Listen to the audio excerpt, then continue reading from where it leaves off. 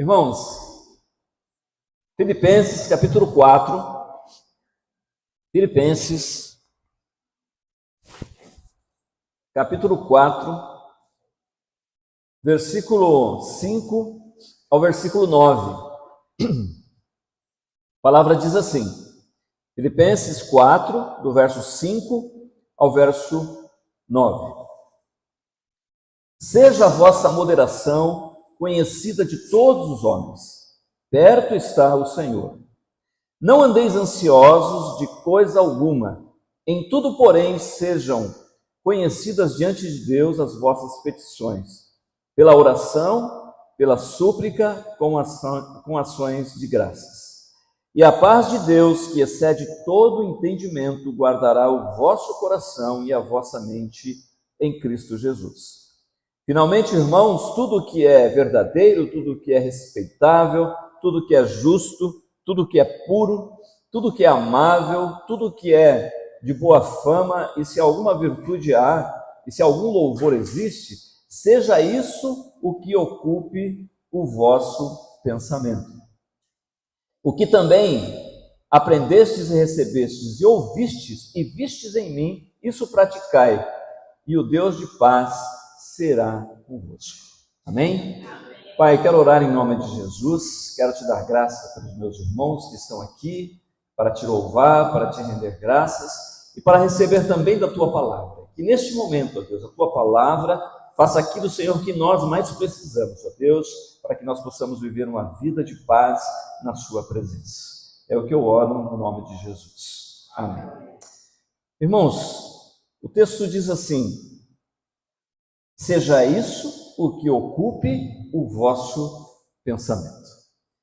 Nós estudamos, né, com o pastor Rodinei, estivemos aí com palavras por ele sobre saúde mental. E é dentro desse contexto que eu quero refletir também com os irmãos nessa manhã. Queria falar sobre higiene mental. Olha aqui, pensa um pouquinho assim, se você... Hoje nós tivemos ali o bolo ali, né? Uma delícia, as irmãs prepararam um café, um chazinho, chá de manjericão, alfavaca, uma delícia, eu nunca tinha tomado esse chá. Mas se um pedaço de pão, bolo daquele precioso bolo de milho que eu comi, ele estava uma delícia. Se cair um pedaço no chão, você vai pegar ele e vai comer? Não vai. Talvez coma, você vai com muita fome, você vai falar, vou arriscar. Era só esse pedaço que tinha, eu vou arriscar. Mas assim, talvez você coma, mas geralmente nas nossas regras de higiene, a gente não... Né? Eu, por exemplo, sou meio judeu, eu não como, não consigo comer sem lavar as mãos. Então eu lavo a mão várias vezes durante o dia, eu estou trabalhando, os alunos cumprimentam, e aí eu já fico pensando, tem que lavar a mão porque eu não sei essa molecada, né, são terríveis com a higiene deles. E assim, o professor sabe disso, né? A maioria das vezes eu cumprimento os alunos só de soquinho, né? Soquinho, né? Tá, assim vai, mas tem vezes que não dá, né? Tem vezes que você tem que pegar na mão, o cara vem com tanta vontade de pegar na tua mão, você pega na mão dele, né? Mas assim, cada vez que eu vou comer, eu vou lá e lavo as minhas mãos, né? Então assim, é uma regra de higiene. O que eu quero dizer é o seguinte, você cuida dessa questão. Todos nós aqui, uns mais, outros menos, mas todos cuidamos disso. Agora, nós temos esse mesmo conceito em relação à nossa mente, né? Nós temos feito a nossa higiene mental, nós temos cuidado com aquilo que nós colocamos para dentro da nossa mente, tudo que ocupe o vosso pensamento, o que são os nossos pensamentos, muitas vezes justamente em decorrência da época em que nós estamos vivendo, né? Nós tivemos muita confusão mental, principalmente na época da pandemia. Os irmãos que passaram a luta que nós tivemos, e quantas pessoas ficaram doentes, pessoas que estão ainda com consequências dessa época. E nós vemos aí o contexto em que nós estamos vivendo também, né? É uma luta sobre essa questão do pensamento. Hoje, nós vemos que essa é uma área em que estão atacando fortemente. Eu vejo as crianças, os adolescentes, os jovens, como estão sendo afetados por essa questão da internet, né, das plataformas, aí das chamadas Big Techs, que você vão colocando coisas e pensamentos, os algoritmos estão decidindo por você. Até que ponto aquilo que você está comendo, está vestindo, aquilo que você está fazendo, a atitude que você está tendo, realmente é sua ou foi influenciada? Porque os algoritmos cada dia mais sabem de você, sabem de tudo de você. Aliás, as empresas estão usando isso. Há empresas que usam hoje os algoritmos para adivinhar o que você quer. E tem dado certo, adivinham. Por quê? Porque também, por outro lado, padronizam muitas vezes o pensamento. Quer dizer, então, nós estamos aí dentro dessa realidade. Essa é a realidade da nossa vida. Então, a minha preocupação, entretanto, aqui, é falar sobre a higiene mental pessoal. Não damos conta hoje de falar de uma forma sociológica, aí, mas pessoal, como você está vivendo diante dessa situação? Diante desses dias que estamos vivendo. Uma pessoa perturbada mentalmente, ela desequilibra a sua família, ela é um profissional mentalmente desestabilizado, poderá cometer erros no seu trabalho. Essa semana, por exemplo, eu tive que intervir num professor que estava a ponto de desgranar um aluno, um adolescente infrator, né, que a gente já conhece, um professor. Se Deus não tiver a misericórdia dele e ele não melhorar, ele vai cair na mão da polícia quando ele fizer 18 anos. Não tenha dúvida disso. Mas assim, ele é tão infrator o tempo todo que eu tive que separar ele do professor. Eu entrei na sala, estava aquela confusão, e era eles e os alunos me chamaram para conter. Eu cheguei e separei os dois. E aí o professor, depois daquilo, né? O aluno, ele é infrator, mas ele me ouve, né? Então ele... Aliás, o Lucídio conhece muito ele. Nós temos conversado sobre a história desse aluno. E assim, ele me ouviu, né? Parou, daí depois o professor veio falar para mim: muito obrigado por você ter... Porque eu estava tão acometido com aquilo, e ele poderia fazer uma coisa que ia comprometer, né, a vida dele. Então, o que acontece? Justamente, quando nós estamos assim, acometidos a nossa mente, influenciada de tal forma, com coisas que muitas vezes não são saudáveis para nós, acaba não somente prejudicando a nossa vida, mas também aqueles que estão ao nosso redor. Tá? Então, essa doença pode acontecer. E nós temos aqui um mestre. Nessa manhã, e nesse texto que acabamos de ler, nós temos um mestre que nos ajuda justamente nessa higiene mental.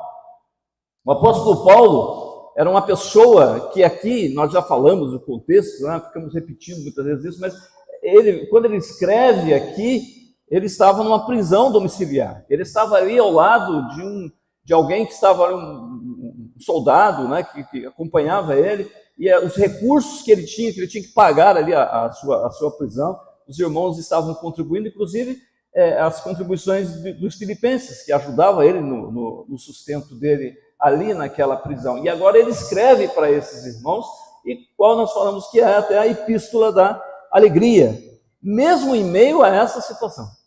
Tá? Então, ali, Paulo, preso, né, ele escreve para eles, dizendo a eles: eu aprendi a estar contente em toda e qualquer situação. Isso era justamente o quê? Uma higiene mental que ele precisou fazer diante daquele encarceramento, tá? Com a atuação do Espírito Santo na vida dele, ele fez essa higiene mental a ponto de dizer: eu aprendi a estar contente em toda e qualquer situação. Sei passar por escassez, sei ter abundância, enfim.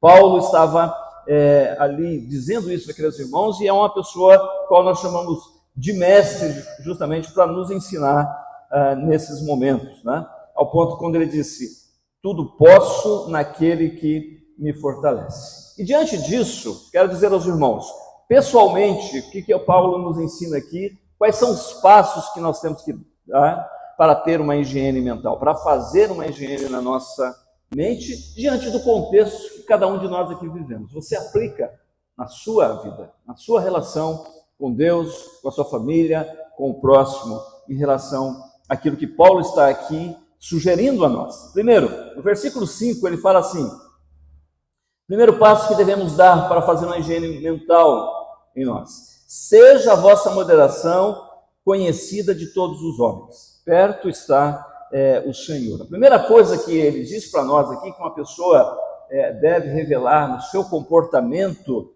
dentre outras coisas, é de fato aqui a moderação. Moderação.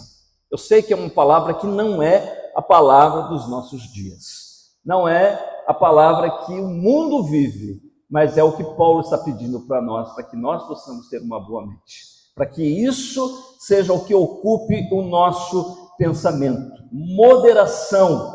Moderação está relacionado a uma prática de nós identificarmos quais são os gatilhos que muitas vezes mentais que vão fisgar a nossa mente, né, e nos levam ao desequilíbrio, ao comportamentos que são prejudiciais a nós e àqueles que estão ao nosso lado. Então a prática da moderação repele o quê? Os excessos, os extremos.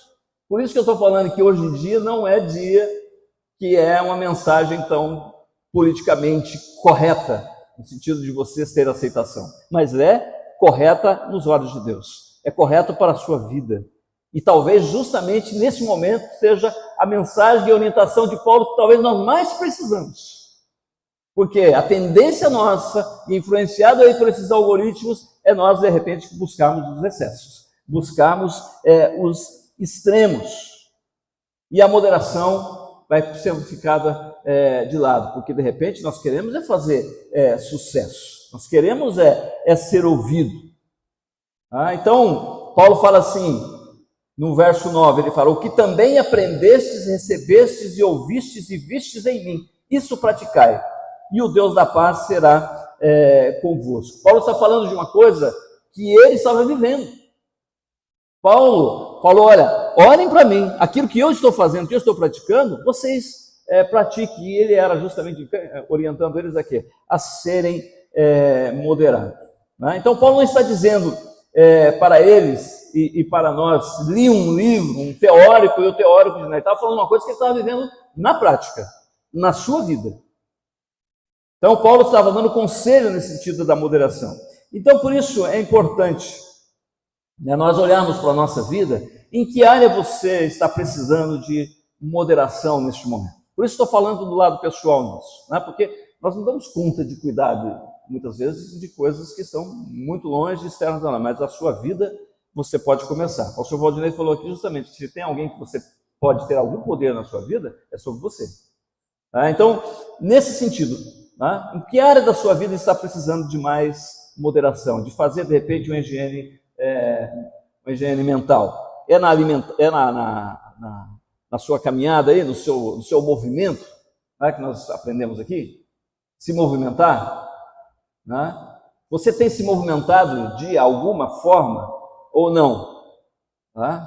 O excesso realmente o meu excesso aqui, eu estou no excesso do sedentarismo, não faço nenhum tipo de movimentação. Alimentação, como é que é? Você está sendo moderado na sua alimentação ou você, deixa para lá, vou dar não vou cuidar disso, não vou pensar, não vou me preocupar. Veja, é moderação, não está falando que você também vai para aquele extremo daquele indivíduo que também não come nada a hora nenhuma, é moderação. Fazer tudo com moderação. Trabalho. Hoje nós estamos começando a refletir, hoje como sociedade brasileira, sobre essa questão do trabalho, sobre essa coisa do excesso do trabalho. Nós aprendemos aí, foi jogado para nós que o trabalho dignifica o homem, mas o homem não foi criado para o trabalho. Há momentos em que nós precisamos, de fato, de ter o nosso momento para pararmos, para aprendermos que todas as coisas vêm de Deus e que dependemos dele, que precisamos descansar. E o descanso não é só nós cessarmos de fazer nada, mas de fazermos alguma coisa, de fato, e que nos conecta com Deus, que faz com que nós nos examinemos, que nós tenhamos essa higiene, de fato, mental. TV, redes sociais em excesso. Eu lembro-me que eu tenho um amigo lá, já falei para os irmãos lá em Pinda, lá, e é desde a infância que nós somos amigos, né? Então, assim, passei na casa dele, acho que há uns 2 anos atrás, e aí tenho liberdade para falar com ele. Uma hora eu falei para ele: escuta, faz tempo que eu não vejo você, passei aqui para a gente ficar um dia junto, e você não para de mexer nesse celular, cara. A gente não consegue quase nem conversar de você mexendo no celular. Pô, não, é trabalho teu? Você disse que ia tirar o dia para a gente ficar junto, você não ia trabalhar. Né? Aí ele falou assim, não é trabalho, é coisa aí de rede social. Eu falei, então, cara, dá um tempo, né? Dá um tempo. Então, assim, qual é a moderação que você tem tido, né, com o teu celular, com as tuas redes sociais? Isso realmente é tão significativo, até mais do que a pessoa que está ali ao teu lado, querendo viver com você. De repente, não aproveitamos aqueles que estão ali ao nosso lado e conversando coisas que muitas vezes não tem nada a ver. Se for coisa importante, de repente é um trabalho, é um atendimento a alguém, aí seria diferente. Mas olha, qual é a sua moderação em relação a isso? Então, o caminho para a higiene mental passa pela moderação, pelo autodomínio. E essa moderação, ela é colocada no sentido de sabedoria. A palavra de Deus coloca isso para a gente, né? De ser sábio, de como nós lidamos com aquilo que de fato vem à nossa mão. No segundo momento, irmãos, que nós vemos é a oração. A palavra diz, não andeis ansiosos de coisa alguma. De coisa alguma. Em tudo, porém, sejam conhecidas diante de Deus as vossas petições, pela oração e pela súplica com ações de graças. Então, a segunda chave aqui, o segundo passo aqui para manter a mente limpa diante das crises, né, que se desencadeiam muitas vezes, as preocupações, as ansiedades em nosso coração, é a oração. É isso que Paulo está falando. Sejam moderados e coloque todas as suas lutas, todas as suas aflições diante do Senhor. E olha que ele fala aqui, oração e súplicas. Oração e súplica. A súplica é aquela oração em que nós, na verdade, mostramos que temos uma necessidade extrema que Deus nos ajude. De repente a nossa mente está tão sobrecarregada, as doenças mentais estão chegando aí, e de repente nós precisamos justamente colocar isso diante do Senhor. Diante também das lutas que você está passando, de repente com família. Ontem mesmo uma senhora lá no condomínio, eu desci do carro, ela saiu da janela e falou para mim, olha, pastor, podia dar um pulinho aqui no meu apartamento. Daí tive que ir lá orar com ela. Né? Orar com ela por causa de um problema que ela está passando na família. E o problema que ela está passando na família, não dá para ela resolver. Não dá para ela resolver assim, vou resolver isso assim. Não dá. É oração. Oração, é isso. E a oração com súplica. Porque a oração com súplica, irmãos, tem aquela conotação daquilo que Jesus diz assim, de nós perseverarmos na oração, de nós insistirmos na oração. Então a oração com súplica é aquela questão de fato que nós continuamos colocando diante do Senhor, colocando diante dele para que ele atue na nossa vida, para que ele possa resolver aquela situação. Né? Então, quando o apóstolo Pedro aprendeu com isso, depois mais na sua idade um pouco mais avançada, ele fala lá em 1 Pedro 5, versículos 6 e 7, ele fala assim, humilhai-vos, portanto, sobre a poderosa mão de Deus, para que ele, em tempo oportuno, vos exalte, lançando sobre ele toda a vossa ansiedade, porque ele tem cuidado de nós. Irmãos, vejam bem, nós devemos escolher, nós vamos escolher, ou nós nos curvamos diante de Deus em oração e em súplica, ou nós vamos nos curvar diante do sofrimento, diante da luta, diante daquilo que muitas vezes é maior e superior a nós. Por isso a importância que Paulo está falando no segundo momento, para lavarmos a nossa mente, para enchermos a nossa mente com coisas que são saudáveis, nós devemos orar e orar com súplica, onde vamos estar perseverando. Tá? Nós temos aqui um grupo de oração nas quartas-feiras, que é um grupo de oração que ora com súplica, porque estão perseverando há anos. Há anos que esse grupo vem perseverando. Entendeu? Então, assim, isso é suplicar. Isso é colocar diante do Senhor as nossas lutas, os nossos problemas.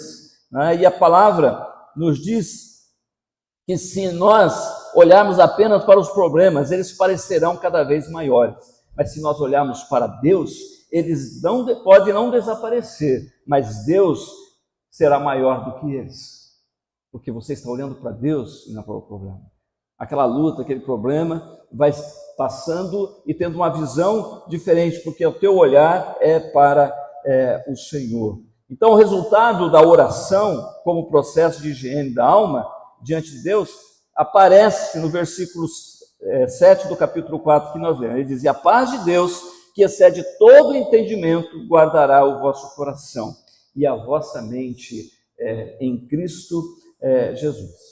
Então, emoções e capacidade de raciocinar são preservados na nossa vida quando nós vivemos uma vida de moderação, quando nós vivemos uma vida de oração. Então, o hábito de fazer a prática da higienização espiritual, no sentido de nós cuidarmos da nossa mente, fará com que amanhã ou depois, diante das adversidades, diante de um problema, você reaja de forma diferente do que aquele meu amigo lá reagiu naquele dia. E eu não estou falando que eu não poderia fazer. Estou falando que quando nós estamos com a nossa mente boa, a gente não se deixa vencer pelo mal, mas a gente vence o mal com o bem.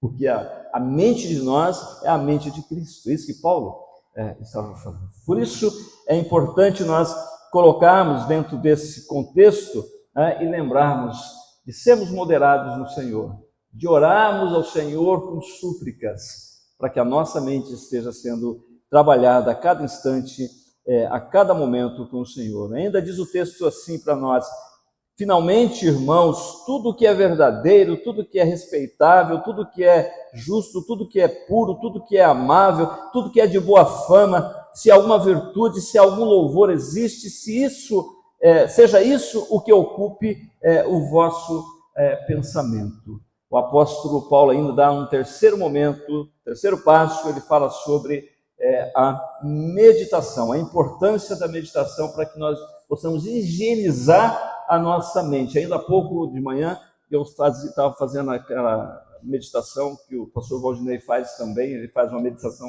guiada, e hoje ele estava falando sobre o perdão, usando aquele texto do credor, e ali fazendo um momento de meditação. Como é importante nós meditarmos e meditarmos na palavra de Deus. Então tem uma diferença entre a meditação cristã e a meditação que muitas vezes é colocada aí pelas religiões orientais. Meditação cristã baseada, fundamentada na palavra de Deus. Temos aí na tradição cristã, temos, por exemplo, a Lectio Divina, que é a leitura de um texto bíblico feito com oração, Colocamos o coração naquele texto bíblico e oramos para que Deus realmente fale a nossa vida sobre aquele texto, para que vivamos aquilo, porque aquilo faça bem para a nossa vida. E eu creio que justamente o apóstolo Paulo ali, prisioneiro, ele estava justamente dentro desse espírito, para que a sua mente não se contaminasse, para que o seu espírito não ficasse amargurado com as lutas, com aquilo que não era bom. Por isso ele fala, finalmente, tudo que é verdadeiro, tudo que é respeitável, é isso que deve ocupar a nossa mente. Então, nós vemos que, por exemplo, se o medo, a raiva, o preconceito, a impaciência ou outras coisas nessa natureza estiverem tomando a nossa mente, esse lixo vai atrapalhar a nossa vida e vai atrapalhar a vida daqueles que convivem conosco. Então, o que você pensa a maior parte do tempo, você deve verificar isso. Se tem coisas que estão ocupando a sua mente, que são coisas que você vê que não são, mas continua batendo na porta, que é aquilo que a gente fala assim de pensamentos intrusivos. E alguns usam ainda pensamentos intrusivos repetitivos. Que é um intruso mesmo, você não está nem querendo pensar, você sabe que é errado, sabe que não é bom, mas ele vem, e vem, pior ainda, ele continua repetindo ainda na sua mente aquilo. Então, a importância de você olhar para as orientações do apóstolo Paulo. Paulo, ele deu tanta importância a isso, quando ele escreve aos Romanos, ele fala, transformai-vos pela renovação da vossa mente. Quando ele escreve aos Colossos, ele diz, pensai nas coisas lá do alto e não das que são aqui da terra. E aos Coríntios, ele ensinou que eles deveriam levar cativo todo o pensamento. Ele diz assim, levando cativo todo o pensamento à obediência de Cristo. Então, esses pensamentos intrusivos e repetitivos que vêm na sua mente, você deve pegá-los e levá-los cativo. É isso que a palavra está falando. Cativo, prender ele e apresentar para quem pode resolver o problema, que é Cristo. Ele pode fazer isso. O Espírito Santo pode fazer isso para que você possa vencer aquele tipo de pensamento. A pior coisa que pode acontecer, de fato, muitas vezes para o ser humano é perder a sua autonomia para pensar. E nós vemos isso hoje, né? Por exemplo, as doenças mentais aí, físicas mesmo, que têm chegado, a questão do Alzheimer, o quanto a pessoa fica suscetível a isso, né? Então, quando nós paramos para pensar, se nós ficarmos aí cativos das redes sociais, daquilo que querem, dos algoritmos, nós vamos ficar mais ou menos uma pessoa que tem Alzheimer do algoritmo, né? Rendendo-se a isso. Nosso pensamento é aquilo, não é você que pensa, é outro que pensa por você, né? Então, é importante a gente olhar para isso, identificar isso e fazer o quê? Cativar, né? Colocá-lo no cativeiro e apresentar-se diante de Deus, apresentar aquele pensamento diante do Senhor, por uma vida de moderação e por uma vida de oração. Então, identificar isso, né, e fazer isso na sua vida. Por isso que Paulo vai falar como que você deve cultivar, o que se deve cultivar, né? O que é verdadeiro, o que é respeitável, o que é justo, que é puro, que é amável, que é de boa fama, se possui alguma virtude nisso que estamos conversando, merece algum louvor nisso. E o pensamento, né, resistir a essa série de perguntas, então daí, se ele resistir a isso, então ele é bom. É isso que Paulo está falando. Agora, se ele não resistir a esse filtro, jogue isso fora, ou seja, né, coloque isso na presença de Deus, leve cativo esse pensamento, né, para que Deus esteja te ajudando a viver uma vida diante do Senhor com uma mente tranquila, como ele diz aqui, né, no texto bíblico, né, que isso ocupe o vosso pensamento. Então, irmãos, que Deus te abençoe, que Deus te ilumine. Não sei o que você está passando, embora essa manhã seja tão gostosa, esse dia seja tão lindo, e que o Brasil vai até ganhar hoje, né? Mas assim, eu não sei, de repente você está passando por lutas, por sofrimento, só você sabe qual a guerra que muitas vezes está no seu pensamento, né? Mas coloque isso diante de Deus, naquele conselho que ele está falando, de viver uma vida de moderação, de viver uma vida de oração e súplica na presença do Senhor, e você olhe para isso, né, de forma que seja uma prática de vida definitiva, né, de você ser moderado, de você orar, de você meditar. Ora, nós passamos aí, como já disse, por uma pandemia e vencemos aquele vírus, embora ele continue aí, mas se apresentam muitas vezes outros vírus também para tentar nos atrapalhar. Mas olha, irmãos, além e acima dessa questão física desses vírus, né, o que mais pode de fato fazer com que contamine a nossa alma, o nosso pensamento, o nosso coração, são os tipos de vírus que vai além, né? Que vai além da questão mental no sentido físico, mas que vai atacar a nossa questão mental, o egoísmo, né? A irracionalidade, as injustiças, as desigualdades, o preconceito, a mentira, o ódio. Quando essas coisas invadem a nossa mente, vão atrapalhar, de fato, o nosso viver. Mas quando isso vier diante de você, e vai vir, que você esteja apresentando aquilo que o apóstolo está nos orientando ali, né? Para aquilo que deve ocupar o nosso pensamento. E aí sim, vivendo então uma vida de moderação, uma vida de oração, uma vida de meditação, e aí diz assim, o texto conclui para nós, dizendo assim, né? E o Deus da paz será convosco. Amém? Que o Deus da paz seja com a tua vida, com a tua mente, né? Com a tua vida, com a tua família e com todos aqueles que estão ao seu derredor. Pai, nós queremos orar em nome de Jesus. Quero orar, ó Pai, para que o Senhor esteja abençoando a vida desses irmãos. Quero orar, ó Pai, para que o Senhor esteja fazendo com que cada coração que aqui está presente, ó Deus, possa reconhecer, ó Deus, que se tem algum pensamento que não vem de Ti, Senhor, que o Senhor possa fazer com que ele tome isso cativo e entregue diante de Cristo.